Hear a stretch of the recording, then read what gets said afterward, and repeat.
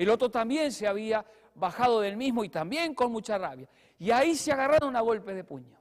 Y lógico, el de adelante parece ser que era un poco más fuerte, y lógico, y le dio una tremenda golpiza a este, y los niños que estaban dentro del carro terminaron tan mal que tuvieron que llevarlo al hospital, mientras veían cómo este otro golpeaba a su padre. Ese shock que recibieron esos chicos, hoy o mañana, cuando ellos comiencen a crecer, ¿cómo van a ser esos niños?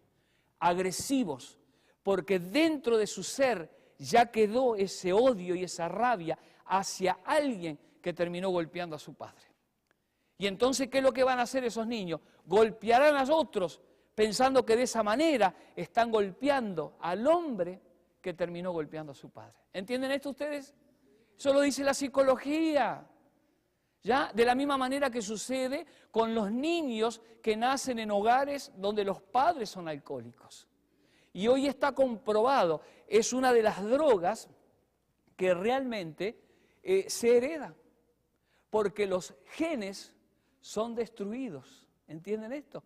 Un niño que nace en un hogar donde el padre es alcohólico, 90% de probabilidades de ese niño ser alcohólico. Porque él va a seguir creciendo, ¿dónde? Dentro de un hogar donde las personas son alcohólicas. Y el observar todo ese ambiente hace que el chico también, cuando ya llega a la preadolescencia, comience a utilizar alcohol. Recuerdo un padre, eso no me olvido más, que su hijo tenía 5 años, un varoncito. Y el padre tomaba vino y le daba al niño y le decía, hazte hombre. Tú tienes que hacerte hombre. Él tiene que tomar para que de esa manera él tenga un vicio, porque los hombres tienen que tener un vicio. O muchas veces también se usaba la famosa frase, de algo hay que morirse. De algo hay que morirse.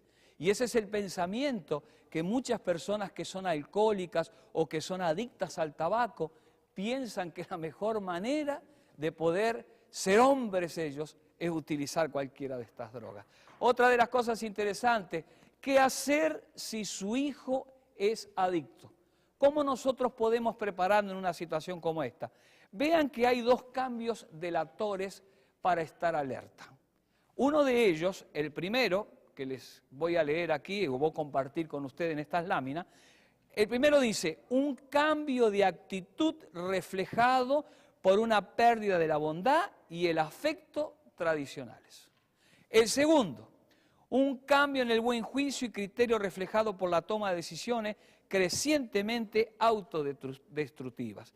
La primera de ellas, quizás un niño se olvida del cumpleaños de su mamá. Eso es algo que a una madre puede afectarla, y mucho. Y la madre misma poder pensar, o ya, mejor dicho, tendría que comenzar a pensar qué es lo que está sucediendo con mi hijo que se ha olvidado de mi cumpleaños. O de otros síntomas también que nos están llamando la atención de que algo está cambiando en nuestro niño. La otra cosa que también nos dice, un cambio del buen juicio y criterio.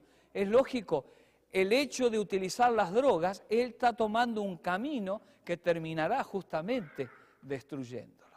Otra de las cosas interesantes, nos dice en esta lámina, no tratar de razonar con alguien que está desfavorablemente afectado por las drogas, porque no estamos en presencia de una persona que piensa normalmente. Y esa es una realidad. Otra de las cosas que nosotros desconocemos. ¿Saben? Las drogas crean una adicción, y la adicción hoy la ciencia médica dice que es una enfermedad, porque los síntomas son muy parecidos a algunos tipos de enfermedades. Hay personas, por ejemplo, que utilizan metanfetaminas o anfetaminas, una droga estimulante tan potente y tan poderosa como la cocaína. Fuera de eso, las metanfetaminas se utilizan para elaborar diferentes tipos de drogas de diseño, como el caso del éxtasis, que es una de ellas. Entonces, ¿qué es lo que sucede?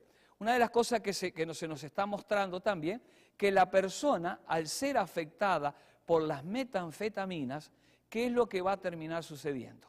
Ella misma no va a reconocer que es una persona adicta. Fuera de eso, uno de los síntomas característicos del que es adicto a las metanfetaminas o anfetaminas, los síntomas son muy parecidos a los de la esquizofrenia. Cuando ellos caen justamente en los hospitales, los psiquiatras lo primero que hacen es tomar análisis de sangre y también de orina para corroborar si ese individuo no es adicto a alguna metanfetamina. ¿Entienden esto? Y eso es realmente interesante.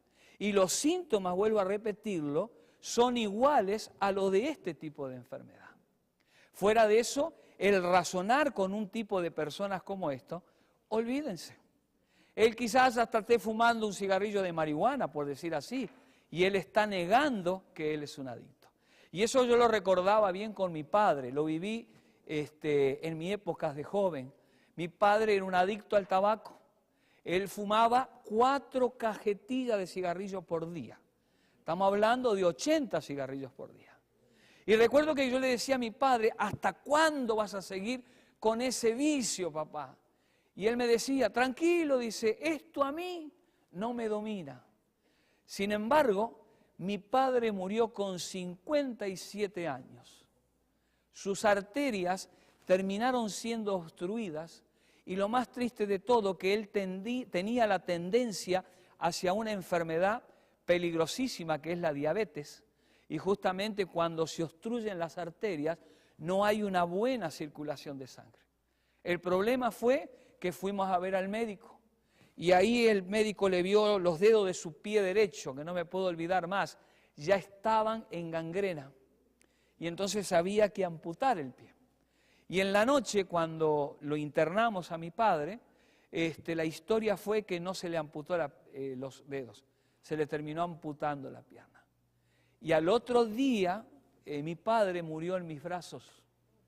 Un coágulo de sangre terminó obstruyendo la aorta y murió instantáneamente.